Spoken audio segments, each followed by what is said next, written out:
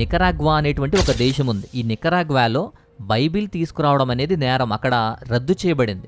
ఎవరైతే టూరిస్టులు ఈ దేశంలోకి వస్తారో బైబిళ్లను తీసుకురావడానికి అధికారులు నిషేధించారు. అయితే బైబిల్పై నిషేధించినట్లు ఏ గవర్నమెంట్లు గాని ఏ జీవోలో గాని ఎక్కడా కూడా ప్రస్తావించలేదు.